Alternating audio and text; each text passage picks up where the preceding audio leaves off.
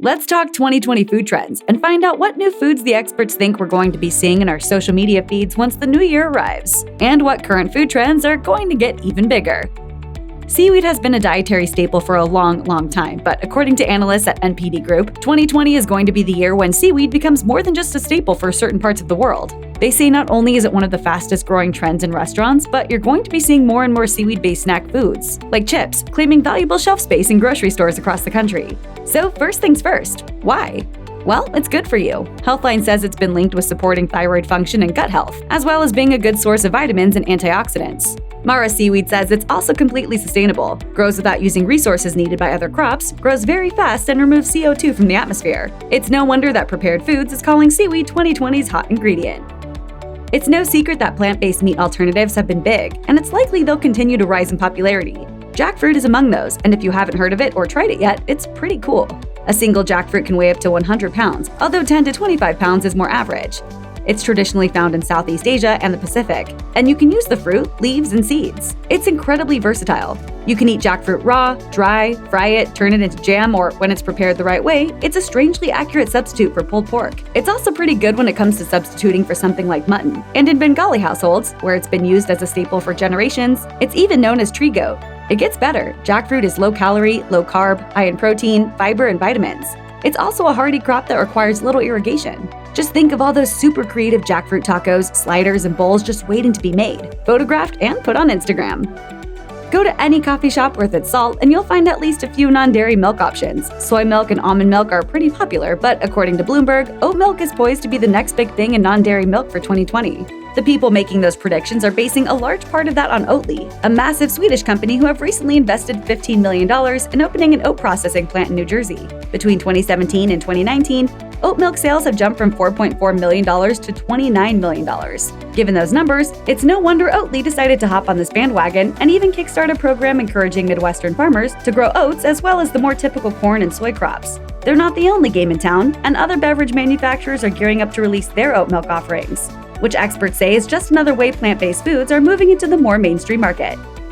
In August 2019, Nielsen found that the previous year's retail sales figures for sparkling water had reached $2.45 billion, and they were still climbing. If you think you've seen a lot of sparkling water on shelves in 2019, buckle up because there's going to be even more in 2020. Coca-Cola is going to be officially entering the market with a flavored seltzer called Aha. Aha! Aha! And they're definitely not the only new players in the game. You can also pick up bottles from smaller companies like Richard's Rainwater. That's exactly what it sounds like. It's rainwater collected, carbonated, then sold in bottles. Rain. Is that what you call this? I like it. There are fruit waters and flavored waters, sure, but companies are experimenting with infusing their waters with everything from vitamin C and electrolytes to CBD oil. They're marketing them as healthy, and they're definitely better than sugar and calorie-filled sodas. For a long time, there were meat burgers and then there were veggie burgers. Veggie burgers weren't just vegetarian, they had an inevitably weird texture and they were, well, strange. Things have started changing in recent years with the creation of products like the Impossible Burger and Beyond Burgers. They've managed to do something most meat alternatives have failed at, which is basically taste like something you'd actually want to eat. 100% meatless. Yes, please.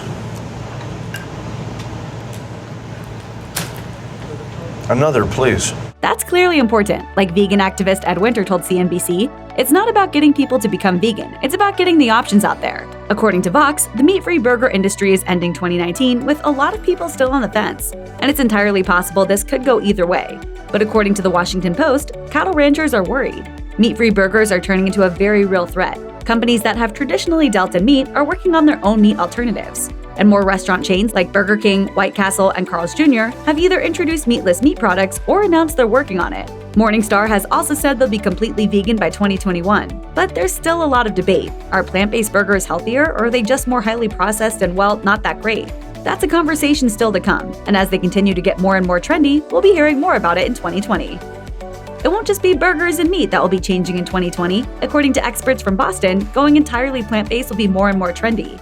Give me the damn veggies. What does that mean? We're going to see hashtags popping up in 2020 that describe dishes made with things like nuts, legumes, and whole grains. And some grocery stores are already ahead of the game. Think of options like Trader Joe's cauliflower gnocchi and their pizza crust made from veggies. Making the switch to veganism is tough. Freeze! Vegan police! Vegan police! Todd Ingram. You're under arrest for veganity violation.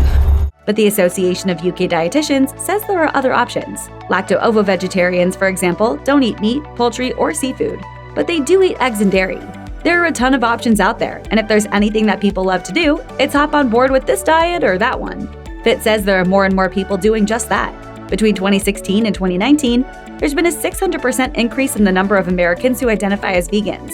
With the wider availability of plant-based meal options from breakfast sandwiches to gnocchi, you'd better believe it that more and more people are going to be sharing photos of their plant-based meals on Instagram. Why are you eating stem first? This is a new food for me. How else should I eat it? The other way. It's becoming more and more well known just how bad plastics are for the environment. And one of the easiest ways to make a difference is to skip on the plastic straws. According to the New York Times, it's no longer a matter of just skipping straws. While many restaurants and fast food chains have made the switch to paper straws, well, they're kind of terrible too, aren't they? Enter the reusable straw. Everyone's making them, from brand new grassroots companies on Kickstarter to Tiffany & Company. Their bendy straws will set you back a few $100, but they're gold and silver, so there's that. There are a ton of other options though, and some of them are surprisingly neat. Many come with their own carrying cases, they come in a myriad of colors and patterns, and there are even heat-resistant ones for the coffee lover. They come with cleaning kits and brushes, they come straight or bendy, and some are big enough to handle the most stubborn milkshake. I drink it up! There are even disposable but plastic-free straws made to be biodegradable and compostable, says CNET. So whatever you prefer, there's an option out there. And that's a good thing. Straw shaming is actually a thing on social media, so it's only a matter of time before these trendy, eco-friendly straws go super trendy as 2020's answer to reusable water bottles. Few grocery stores are trendier than Whole Foods, and they get that reputation by having their finger on the pulse of social media. What do they see as being ultra trendy in 2020? Alternative flours. And what on earth does that mean? They say bakers are going to start seeing way more than just a few types of flour. 2020 is going to bring tiger nut flour to shelves and bulk bins. And some of the trendiest of stores are already offering things like tortillas made with these kinds of alternative flours. The tortillas are made with microfinance flour. You'll see more pastries and cookies made with seed flours, for example, but you'll also have the chance to experiment and make your own. Always wish you could make your own pizza crust with cauliflower flour, or maybe even cookies with banana flour? Whole Foods says it's going to be not just trendy, but it'll almost certainly become widely available in 2020. That's pretty exciting for bakers, and it's going to fill your social media with protein and fiber-boosted treats made with exotic flours from around the world. Who can't get on board with that one? Whole Foods also says that 2020 might just be the best thing to happen to breakfast and snacking in a long, long time. Why?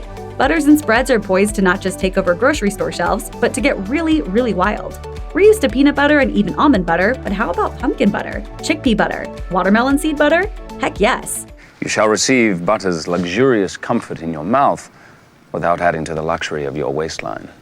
It's going to up our bagel game, make toast way more interesting, and you know that one person that always brings a veggie platter to a cookout or football game? They're going to be bringing along some fun butters and spreads that are going to make even the most stalwart carnivore reach for the celery. Beer's stranglehold on the canned booze market is set to loosen in 2020, with a huge variety of pop-top spritzers, wines, and cocktails starting to gain traction. According to Global Newswire, we might not just be on the cusp of a trend for the year. They're looking at a decades-long trend that's going to see canned cocktails increase exponentially in popularity. The frontrunners are expected to be canned cocktails with fruit additives, which will be neck and neck with canned cocktails that come with caffeine. And according to The Atlantic, canned cocktails are pretty much the perfect fit for millennials. They're convenient, recyclable, and they're much cheaper than getting a drink at a bar. That's also going to be the case with spiked seltzers. According to Business Insider, the spiked seltzer market was worth around $550 million by the end of 2019. And that's not too shabby at all. But analysts say that's just the start of things. And by the time 2021 rolls around, they're estimating it's going to be worth a whopping $2.5 billion. That's a lot of growth in a relatively short time, and that means a lot of Instagram photos. White Claw is leading the way, and at the end of 2019, they clocked an impressive 223% growth. They're not the only ones in the game. Anheuser-Busch is jumping into the, water? With their own clear sparkling alcohol, creatively called Bud Light Seltzer. But here's the hilarious thing, spiked seltzer is not new. If you're of a certain age, you might remember Zima. Are those free-range burgers? Who cares? Have a Zima. It was essentially spiked seltzer, but it was never cool or trendy. It disappeared in 2008, but it's made a few modern appearances in limited release. Thanks to the rising trend of alcoholic seltzer, we're still not entirely sure that's a good thing. Can't I have a cool, refreshing Zima? No Zima. Shut your face about the Zima. Just Check out one of our newest videos right here. Plus, even more MASH videos about your favorite food trends are coming soon. Subscribe to our YouTube channel and hit the bell so you don't miss a single one.